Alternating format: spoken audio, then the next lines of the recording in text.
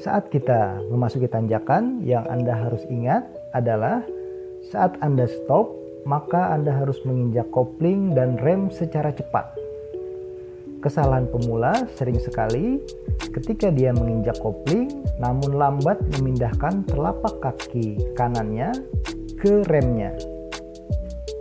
Dan itu berakibat fatal karena mobil akan mundur.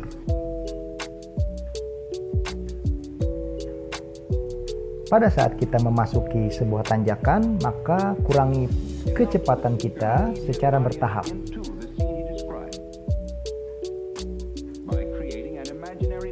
Dari gigi tinggi ke gigi rendah.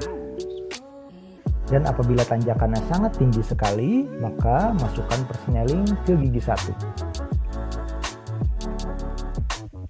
Kesalahan pemula ketika mobil depan stop, maka dia stop namun lambat menginjak remnya dan duluan menginjak koplingnya.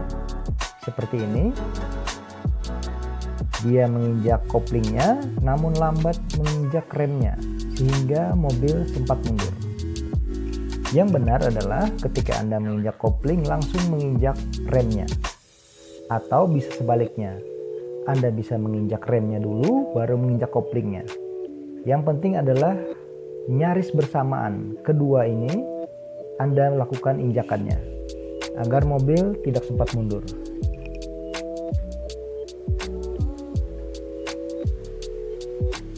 Ini adalah gerak lambatnya.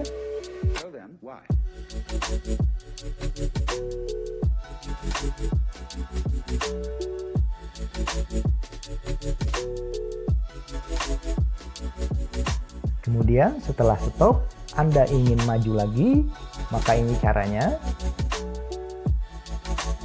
Kita injak koplingnya, masukkan persnelingnya ke gigi 1, kemudian angkat koplingnya setengah saja dulu, jangan full.